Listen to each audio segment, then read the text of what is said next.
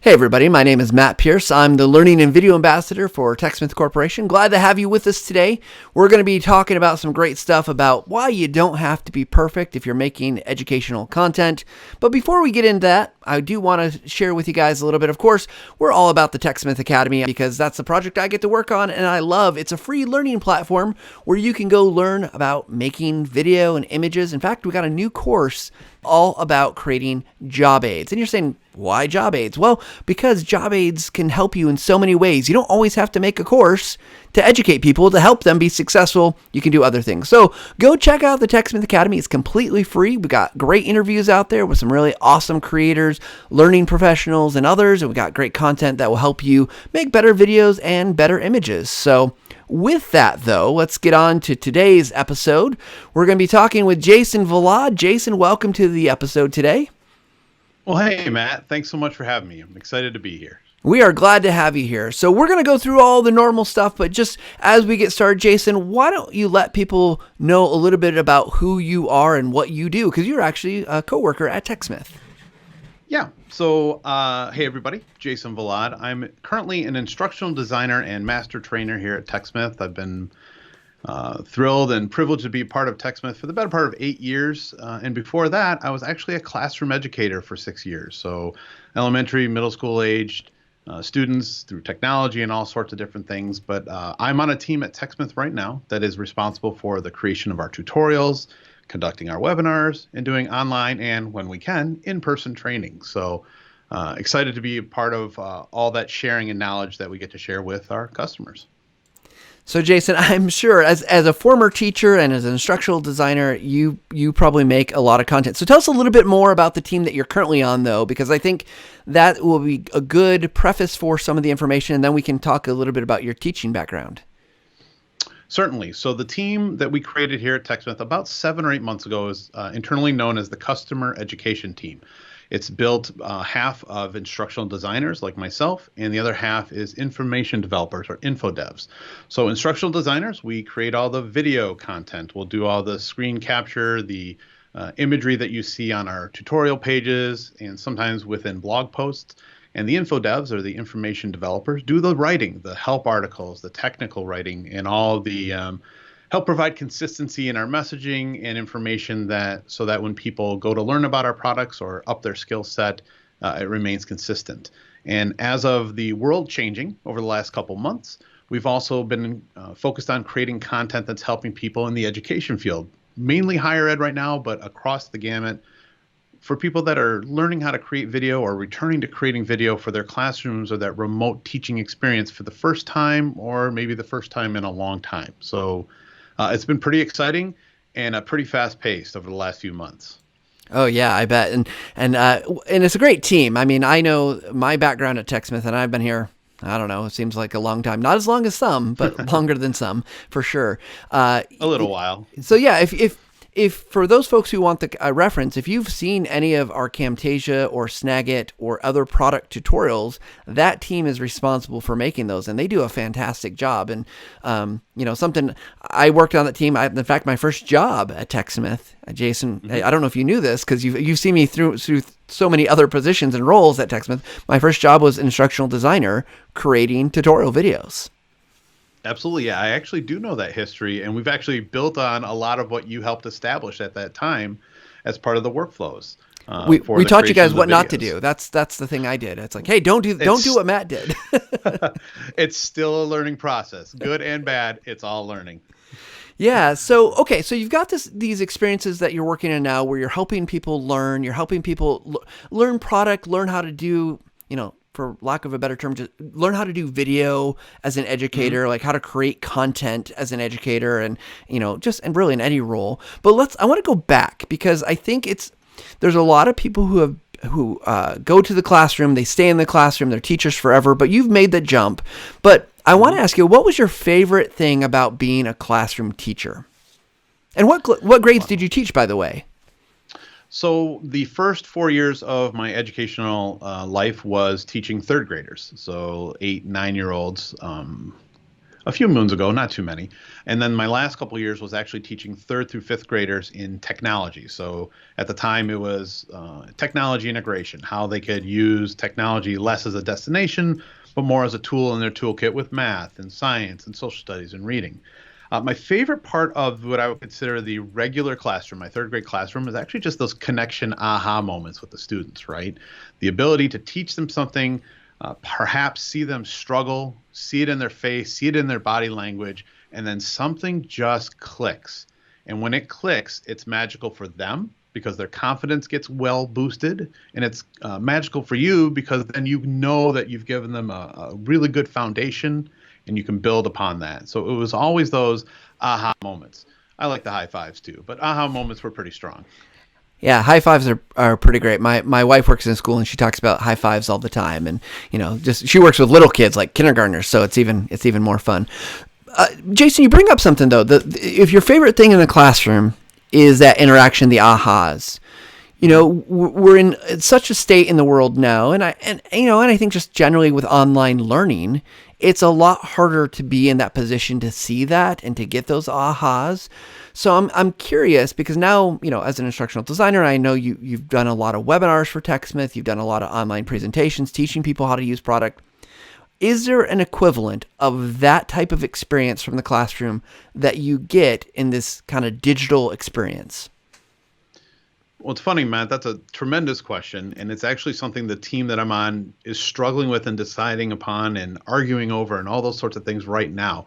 There's a big thing to be said about conversations around webcam usage, right? So do you put yourself in your video? Do you not put yourself in your video? Do you request that when students give you feedback that they're on video? The aha moments are no longer synchronous. You're not sharing them at the moment they're happening. Perhaps if you're doing, an online meeting of some sort. But I would say the equivalent is the excitement that the presenter puts into their video.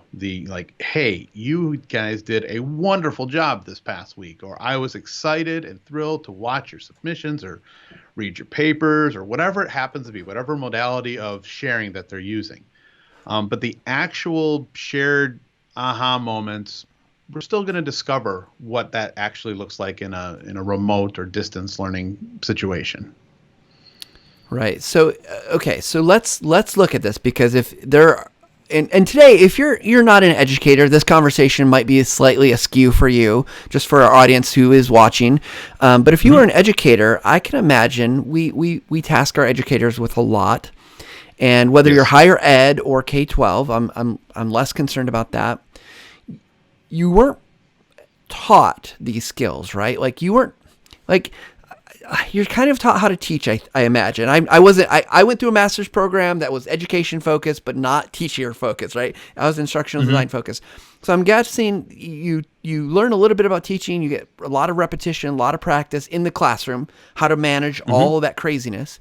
But then all of a sudden we're saying now to a lot of these folks, hey, learn how to do this better, or do this well in this environment like that we're in, or without this live component, right? Where it's like, hey, show up on the camera, show up in your video, and all of a sudden you have to do that. I feel like that's probably really tough. So I'm wondering, because you've made that transition and successfully, you're a great trainer. I've seen you do webinars and they're very good. Thank you. Where do these educators start? Because I'm guessing they're feeling very overwhelmed.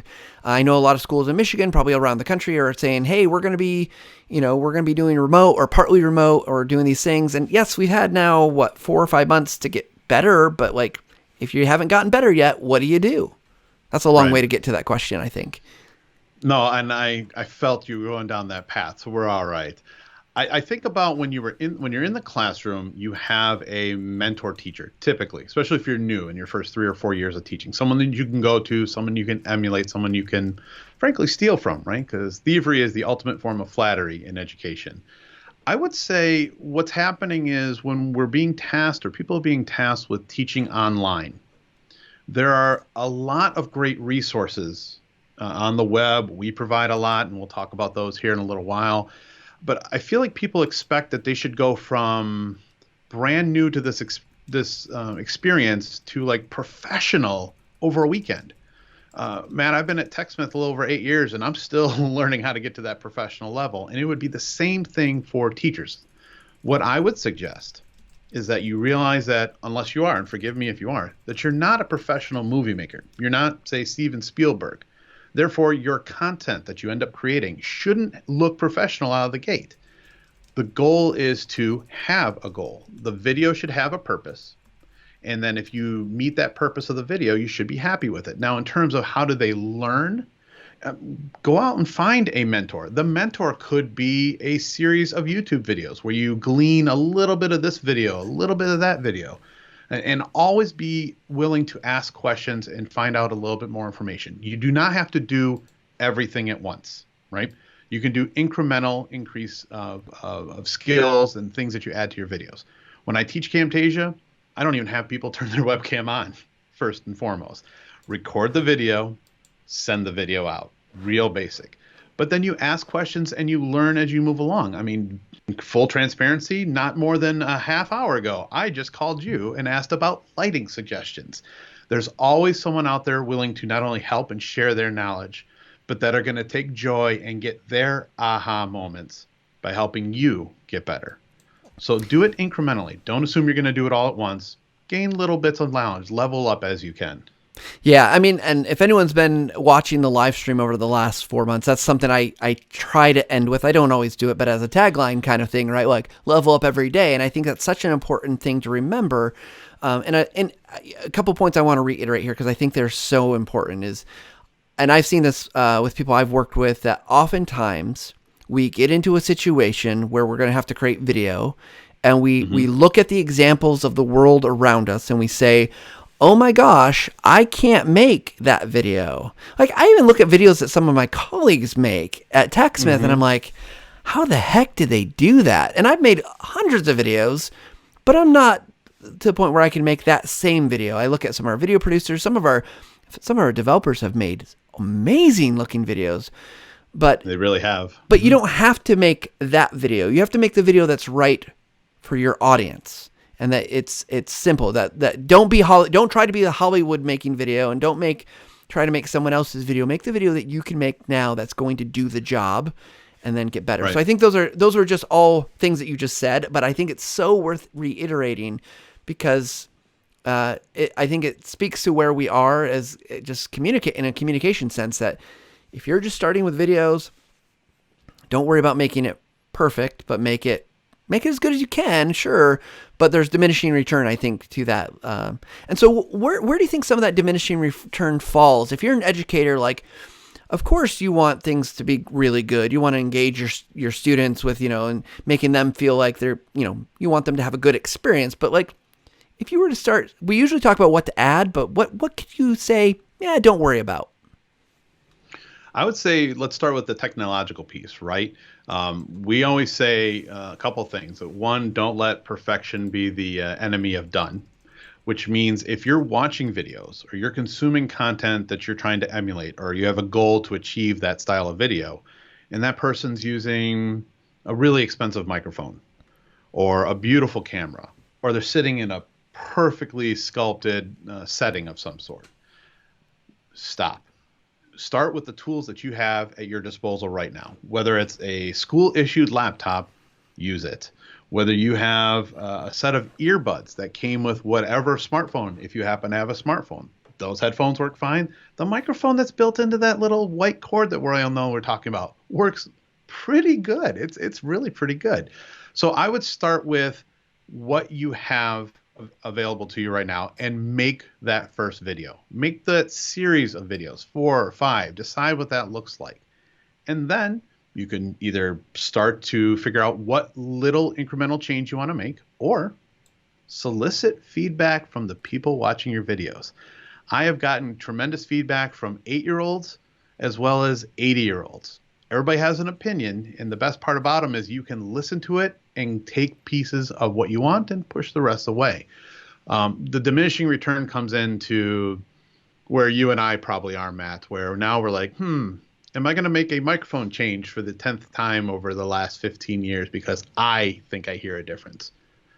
Make the video, Get the content out there. You're a subject matter expert. You know what you're talking about. Share the video with the goal in mind that they should be able to do something at the end of the video. And as we say, ship it, get it out there. The diminishing returns come into these, what I'm going to say ends up being minutia when you're just trying to make videos and get something established. Maybe in a year you upgrade your microphone. Maybe in a year you put your camera on a tripod. Who knows? There's lots of little steps you could make. You don't have to make any of them. But as you move into consistent video making, which might be our lives moving forward, it might be part of a regular thing, then you'll start to figure out what makes you happy as a content creator. If you're making the videos, then you would feel better if you had, say, a microphone on a stand. Make that your small goal. If you feel better putting a light up in your office, make that feel better. If your goal is to have something for your puppies to do in another room so they're not barking during the video, make that your goal. There's so many aspects, especially since we're making these videos in largely not controlled environments, right? My neighbor right now is mowing their lawn. Hopefully you're not hearing that, but it is actually happening right now. That's a Techsmith curse right there. It's with leaf blowers and lawnmowers whenever we're meeting or making videos. So, a couple thoughts there, because I again, you're saying everything so well, but I want to make sure we're reiterating some of these keys that I'm a firm believer that you start with what you've got.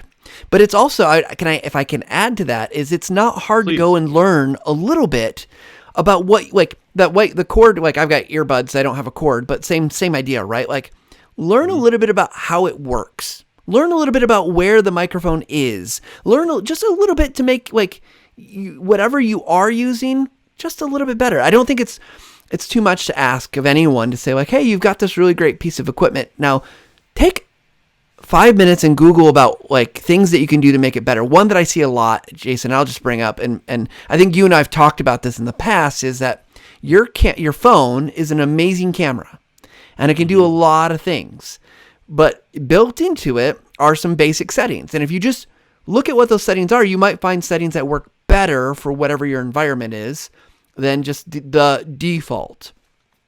The other thing is, particularly with cameras, it's a computer and you can install apps. So just you don't have to go spend money even. There's apps that are free that will be better than enhance what you've got. So it's I think take what you've got but just spend a little bit of time learning, and that goes so far. And again, it's really, there's so much information out there. I feel like, right. And I don't want to say it's so easy, teachers should just do this, because I know they're already, if you're trying to get a class ready for a semester, or, you've got students and you're trying to figure out what to do, I know it's already one more thing, but that one more thing could make your life so much easier and just that much better for your students. This is exactly what I say even after I'm done teaching someone how to use some of our products, right? Our tutorials, selfish plug, are short, 3 minutes, 4 minutes. Maybe you, as you're saying, maybe you take a couple of minutes, and that couple of minutes could be 5, 10, 15 minutes while you're drinking your cup of coffee or tea or whatever your morning beverage of choice is, just to glean a little bit more knowledge. Just got a new camera. It's a 700-page book that comes with it. There's 10 pages that are valuable. Maybe just find basic functionality. You're right. Knowing where microphones are, that's a great point to bring up. Absolutely. Yeah, for sure. So we got this advice, right? We've got the advice of start with what you've got. Just kind of level your playing field. I added just a little bit, learn about what you've got, learn how to use it a little bit better. So I get the feeling the other place people fall down a lot, especially educators, is there's this need they feel like they have to edit a lot, right? Go into this big editing process. What are your thoughts about, because there's one thing about shooting or recording a video. Yes, there's definitely work there, but what about the editing process? How much editing is enough, do you think? And I know that's a hard question. Every video is dependent. It always depends, but what do you think? When I'm talking to people about editing for videos for, say, a classroom presentation, and let's not talk about an hour-long lecture, which they are out there, they are valuable in some places, but let's talk about those little 3 to 5 minute videos that I'm hoping people are becoming comfortable in making. I say enough editing that the message is still clear. There used to be a conversation around editing every little or lawnmower noise out of your videos, because people assumed or expected some level of perfection. My thing is, edit the things out that don't contribute to the video or that are dramatically distracting, right? There are pieces that allow for a human experience. If we were making a video right now and my dog happened to hop up on my lap, previous Jason, I would have cut that whole section out. New Jason, I'm still teaching and I can do it while I'm rubbing my dog's head if they happen to break through my door, right? Simple, consistent things that you can do that make your editing process easier is controlling your environment. So starting with a closed door, starting with your notes laid out in front of you or your materials prep. There's also, we'll actually talk about that here in a little bit of the things that I do for the first 15, 20 minutes before I ever hit record that set me up for success. But in terms of editing, only take out what is either extremely distracting or doesn't serve the video, but try not to take things out that take away your personality. If you're a classroom teacher, that face-to-face time, that experience, that intonation, all those things that make you, you're not going to sit in front of your video and talk in this manner because you're probably not teaching in that manner. So try and make sure that your edits serve the goal of the video. If the goal is to teach the Pythagorean theorem, make sure that's where the goal is tightened around and the video is tightened around that. If you go off on a tangent about your bookshelf, maybe that doesn't need to be in the video. But the best part about editing, Matt, is you have the control. You can decide when it's good enough. And if you can't, ask a friend. They can tell you when it's good enough too. Otherwise, you spend hours as opposed to minutes. Yeah. Other teachers, other friends are always a good, maybe that's not good. If they can be honest. I realize it takes some trust between colleagues, and which I know that's one thing I've always appreciated about our teams at Techsmith is that we can do that. And I've gotten a lot of hard feedback that way, but it's made me a better creator of video. Jason, you mentioned this idea of cut out the things that don't work or shouldn't be there. The question I want to ask is, so one of the things I think a lot of educators are worried about isn't so much that they're going to make a silly mistake, like, oh, I said that name wrong, or I mispronounced something, or a very simple mistake. I think there's a lot of people worried about going on camera and being recorded because somehow it's going to be used against them. Like they're going to and I don't know that we are the right people to answer this question, but I think that's a concern. And I don't want to put you on the spot if you don't have an answer, say pass. But I think that's where I'm seeing with a couple of people I've talked to that they worry about that, right? Like that something they're going to say will be misconstrued or will be taken out of context, which look, first of all, I should say, if you're saying stuff you shouldn't say, don't do that. But like, I think that's a concern, even when they know even if they're safe, right? Like even if they're good people who are saying good things, it's a worry. I think everyone's worried about being recorded for that reason at some point. Sure. So I think there's two parts to that question. One is the concern over going on a webcam, because people fear two things in video: what they look like and what they sound like. So I say this with all sincerity and love in my heart, especially when I go into trainings where I'm teaching in front of people or if I'm on webinars. I say these undeniable facts. That's what you look like. That's what you sound like. Get over it. So in terms of fear of the webcam, we actually just on our team put a video out about a week ago, and I'll call him out. Ryan, a friend of mine and a coworker here at Techsmith, put out a video making your first webcam video. And he actually opens a video saying, this is like the 19th time I've started this video. Making a webcam video is hard for me, and here's why. And he's dead serious and super honest. In terms of putting a video out where you say something that could be misconstrued, you can't control the misconstruing, right? You can't decide or interpret how other people are going to take content in. However, you do have control over what you put out, meaning give your video a few reviews.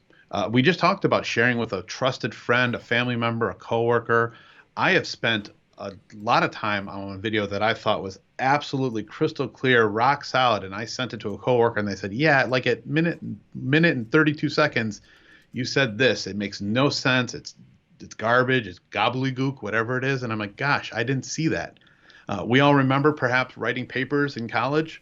You know what you meant to say, but as soon as someone else reads it and goes, I have no idea where you're going with this.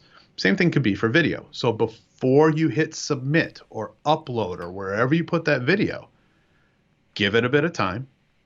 perhaps have a person or two that you trust or that you can take that good feedback from, regardless if it's positive or negative, then feel confident that you can put it up. But how people are going to take information, stick to what you know, stick to the content you're going to deliver, be the person that you are, and make sure that it just serves the video that you're trying to make. That's about the best advice I can give, is have it looked at before you do it if you're concerned, because you control when you hit upload. No one else does. Yeah, and you'll see, everyone, I'm back with headphones because I could literally stop hearing you, Jason. It was just so that's, but what I heard was great advice, and I think the fact that you can control it, right, like, is true, and that's a great thing about recording. Is if it didn't work, you can do it again, or you can edit it, or you can fix it. And again, I think, again, I don't want to make too much of that point, but I do feel like that's a lot of people get concerned about that, even if they don't have a reason to be concerned. But I love the point that things can be controlled. So Michael asks, perfection is the enemy, but how do we balance that with meeting a minimum standard?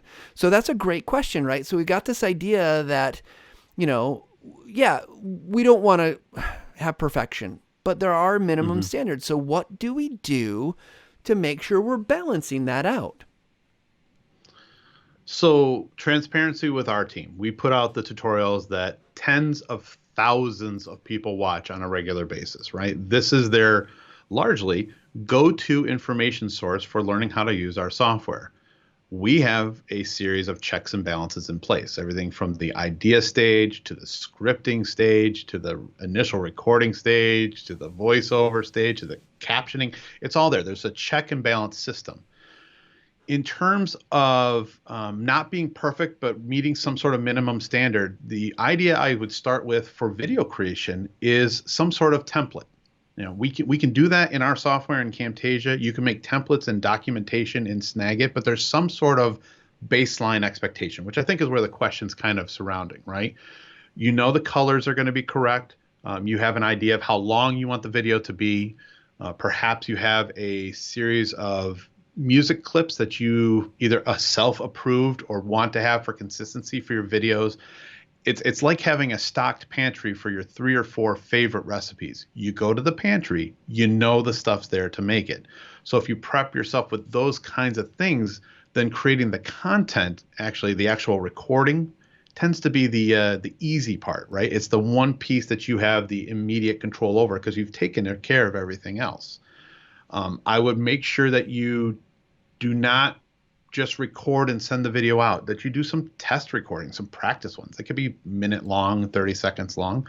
Find out the distance between where you and your microphone are. Maybe this is a problem I have. My software changes we just had this earlier. Maybe you're too close to your mic. Maybe you're too far away. You actually can test out some sort of things that will level up every so often the quality of your video to the point where it becomes muscle memory. It's something you don't have to worry about anymore. And other people then might consume your videos and go, my gosh, I hope to one day make a video as good as that person. When in fact, you've just done some practice, you've done some testing, you've done some samples, and you've gotten to the point where you're like, this is the style of video I want to make, or this is the quality level I want to make. If you are being influenced or directed by someone else in terms of a minimum level of quality, have an open conversation with that person. Like if a department, for example, says all of our math videos will be 7 minutes long, or all of our English videos will use this font, have the conversation around it, be aware of what the expectations are, and do the legwork, the prep work to have that sort of thing ready. However, that conversation, which I would love to have more of, to find out what exactly goes into, like this person's individual question about minimum level of quality standards. I'd love to see what that means, because even with our team versus, say, another team at Techsmith, those quality levels, while we want to be respectful and put our company in the best foot forward, the levels of quality, depending on the content we're putting out, might not be exactly the same, but I bet you they're in the same ballpark. Yeah, there's going to be similarities there, right? There's like I can guarantee that the things that someone would make in tech support do not have to be the same as our marketing video. And that would be like the spectrum. The marketing department is going to have this high-end quality looking really, really sharp, as marketing departments do. Tech support's like, this is the answer. And it's not bad. Immediacy. Yeah, right. it's not bad, but it doesn't have all the frills and the bells and whistles. Rise Computers asks, how do you avoid hesitation and speak fluently in videos? So obviously, ums and ahs and getting through all those kind of verbal tics and just making it so that you're not having to sound like edit a ton because you've made some verbal mistakes. Sure. This actually goes into a lot of what my prep work is, Matt. There's a couple of key components that I suggest to people when they're speaking. One, if you can record standing up, that actually does wonders for you. You can kind of get in the full lung capacity. You've elongated. You tend to speak with more clarity in your voice if you're standing up. Two, stay well hydrated. Keep water around. Drink before you're recording. Try not to drink during your recording. They tell you to go down the path of not drinking any dairy products, things that might coat your vocal cords, those kinds of things. Three, if you can, smile while you're recording. Even if you're talking to someone like this, you can actually hear the difference between someone who's smiling versus someone who's not smiling. It's something, possibly psychological, but mainly it's just in your inflection. And fourth, and this is my biggest enemy, is pacing. I tend to talk pretty fast when I'm talking normally, but when I'm recording a video, it might take a little bit of time to really enunciate what I'm saying and think about what I'm saying. Now, Matt knows me pretty well. He knows the style of videos I make, but in my job role, there's two types I make. One that are highly scripted, and I try and read those in a way that doesn't sound robotic or scripted. And then there's those ones that are better than 90% of the videos I make, which are off the cuff. Hit record and go. If you know your content, ums and ahs are okay. Unless you are doing it all the time, and it's still a level of comfort where you want to put the video out. If that's still who you are, send the video. But I think those four components, stand up, smile, keep hydrated, and slow your pacing a little bit, can help battle those things. There are tools out there that'll help with the ums and ahs. We have one, Audiate, that we released earlier this year. It can help with that. But generally speaking, being focused on what you're going to say and perhaps practicing it, nothing wrong with practicing your content, should help a little bit with those hesitations, and then makes your editing easier because you don't have to address that part of it. Yeah, I think we often get worried about those things, that those verbal tics. And I think for the most part, as long as it's not overboard, it's not crazy, it's fine, right? Like, be natural. People like natural. It feels natural. If there's, like, definitely I've heard people read scripts before that feels like a robot. And that's not good either. So it's finding that kind of balance. And actually, this actually leads nicely into, Shadab had another question for you. It said, one question is about making educational videos in presentation style with no camera. So you're not going to have to be on camera.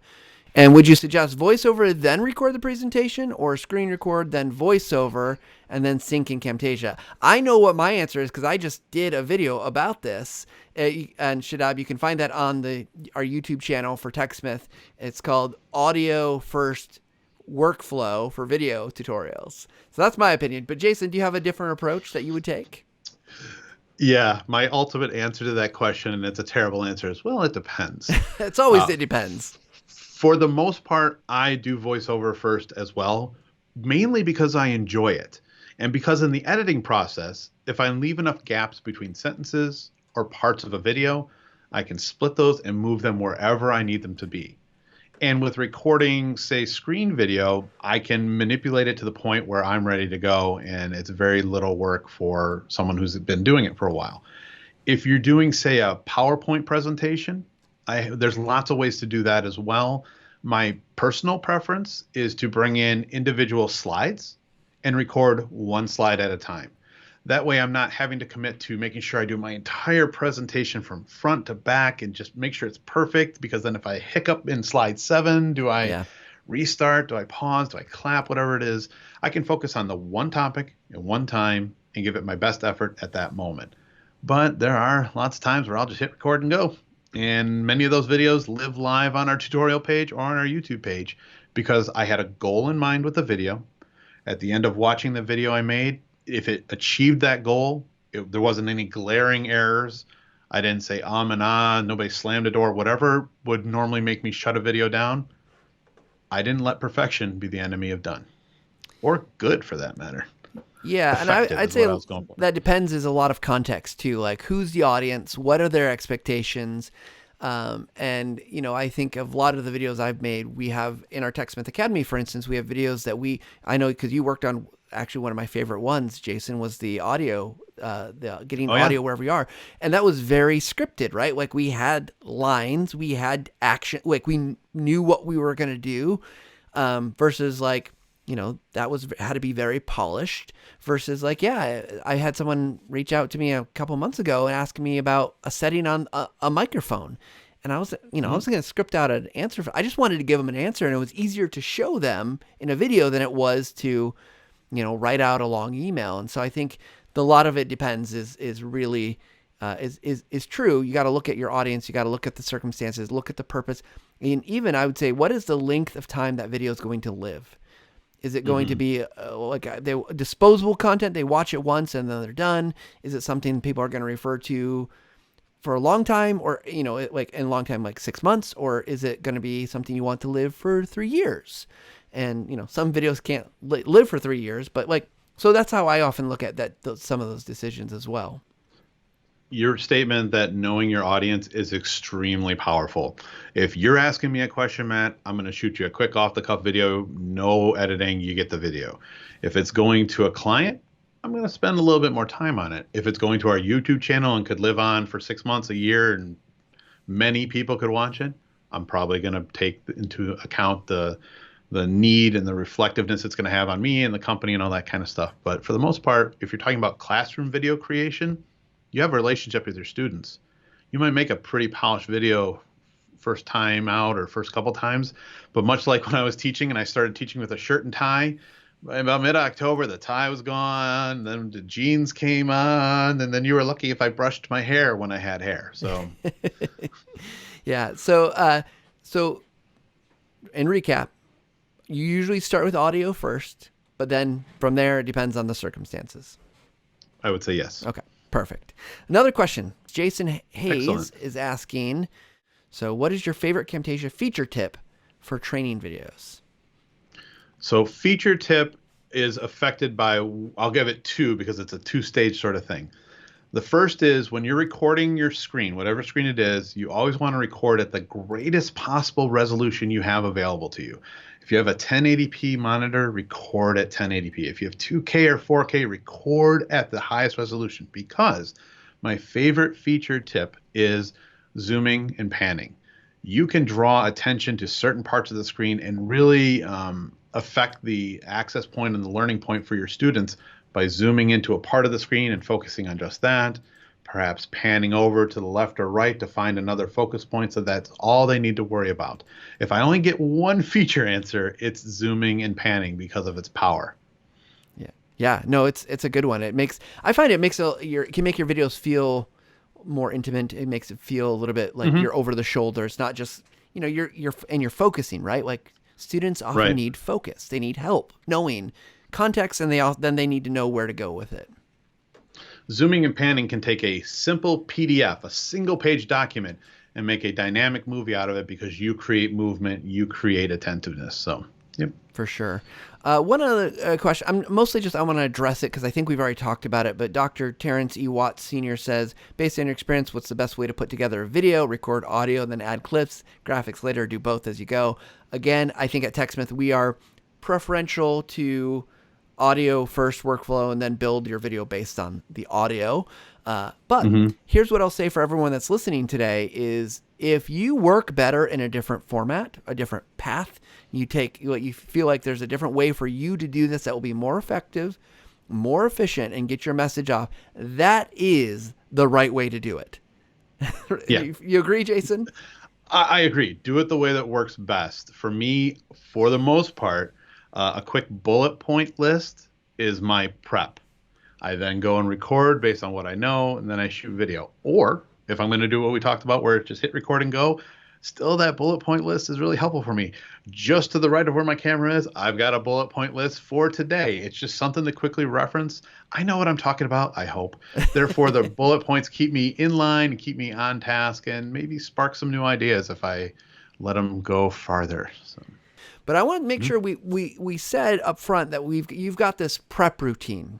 And here's what I'm picturing, Jason. You're in the bathroom. You got your moisturizer. You got your beard brush because, same problem upstairs. Yeah. But you're prepping yourself to get ready, right?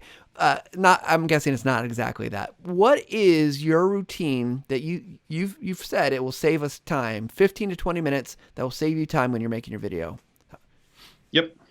Okay, so first things first, I set the room up for recording. In my case, it is something as simple as closing the door.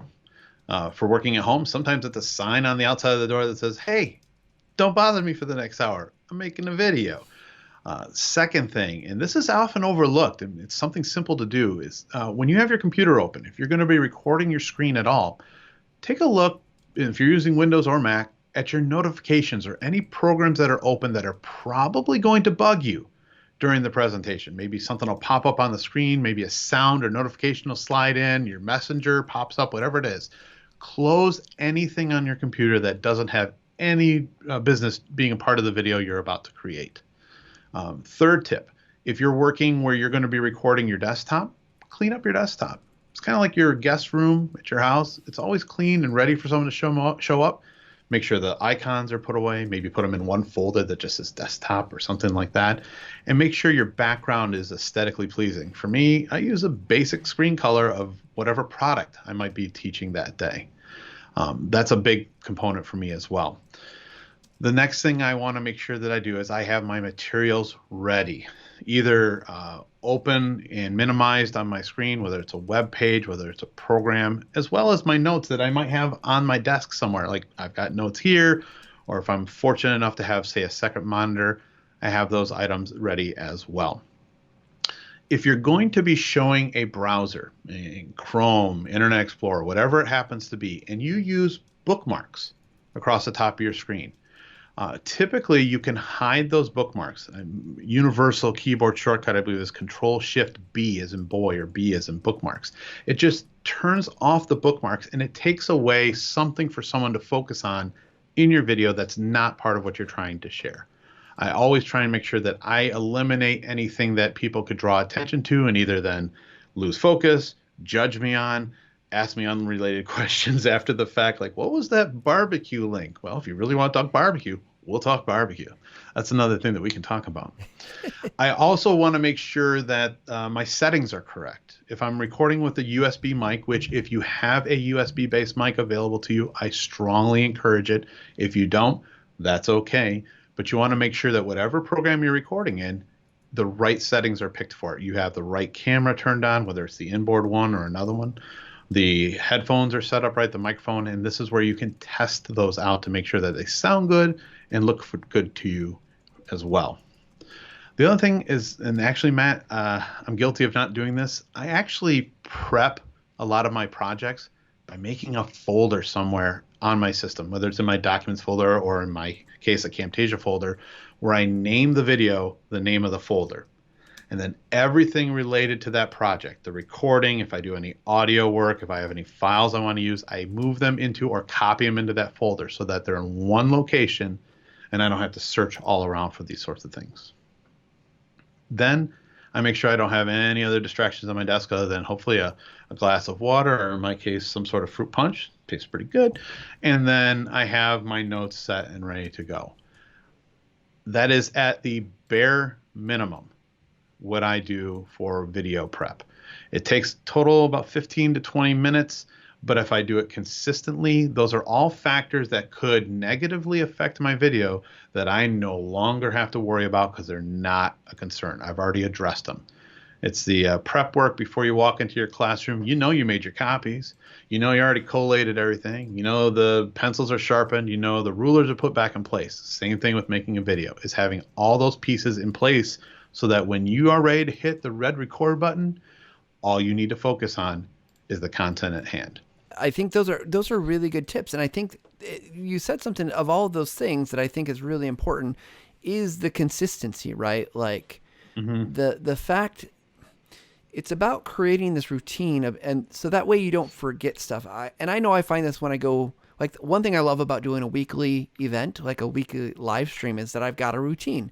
Hmm. But when I don't do that routine and I like skip a week or we've, whatever reason I didn't do it, I always miss something. But having that routine helps me know, like, I know exactly what I'm going to do before we go live on Hmm. Thursday at 2 p.m. And I try to do those same things so I don't miss something.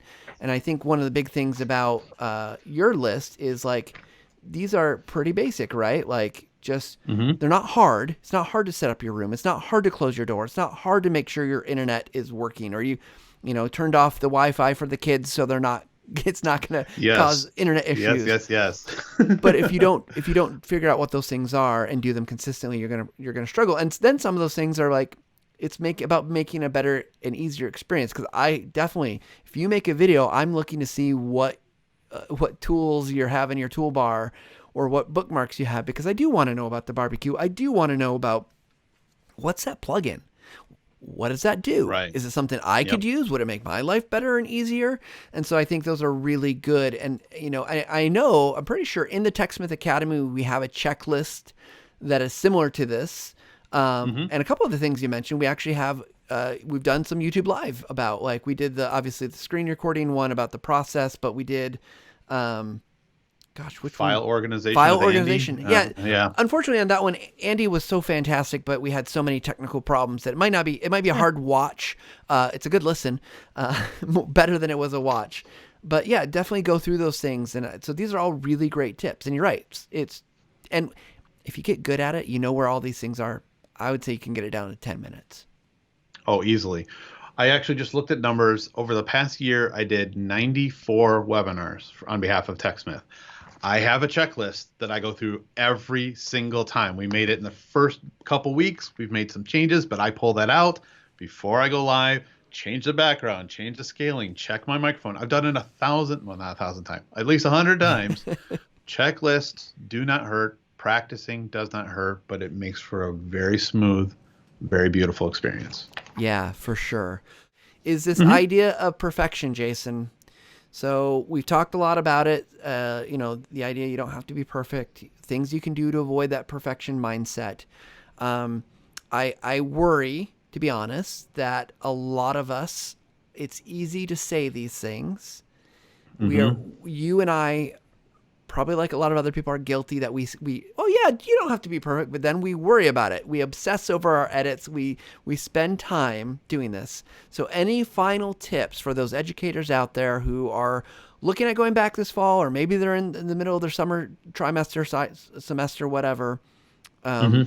They gotta start making videos, or they're gonna do online classes. Any last advice or tips for them to really help them say to know it's okay to not fully be perfect? I would suggest, first and foremost, especially if they're brand new to making video or they're just getting back into it, make a quick video about something you just absolutely know. I don't care if it's about education.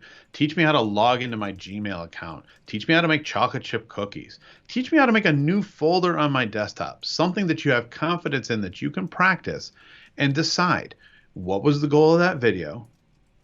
Did the video meet that goal? Did it look okay? And okay is relative to you, but be confident in the fact that you are a professional. You know what you're doing. This is just another way of delivering that, right? Um, you as a, if we're talking about errors and not being perfect and not needing perfection, as a classroom teacher, I never, ever, ever walked in the classroom and said, "Good morning, ladies and gentlemen.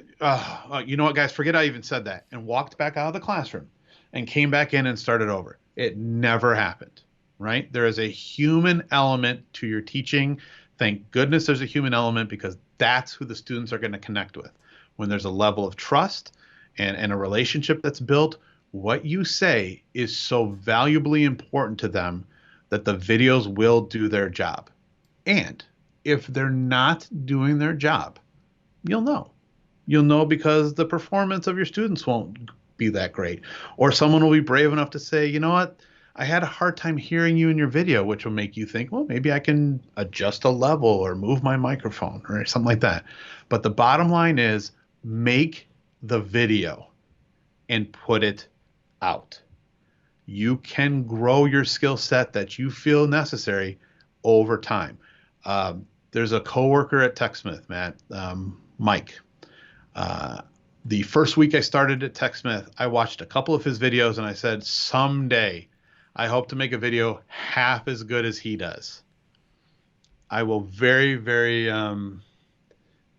confidently say I surpassed his videos a long time ago, and I will still go to him for inspiration because the way he delivers it, I don't have it yet.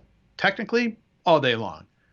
But the personality and the way that he carries the information through, I'll watch his videos on something I know nothing about and don't need to know anything about because I feel like he's telling it to me from a point of wanting me to learn. And that's where I'm consuming or want teachers to create content for their students to consume. They need to learn. They want to learn. They enjoy the process. Yeah, I love that, the human part of it, right? Like, and I'm thinking here, like, look, there's gonna be times when I don't want to hear your mistakes. I don't want to hear the ums and ahs. I just want to give me the information. Let me get in, get out. But I think the human nature of it is that far too often we try to sanitize things so it's so perfect that it doesn't connect. And I think I'm a dad. I've got 4 kids ranging from 8 to almost 20. So I big span there. And I see them connecting with people that are real. Like even on YouTube, people who do editing, they don't necessarily connect as same with something that's so polished. Like you watch like late show talk hosts, right? Talk show hosts.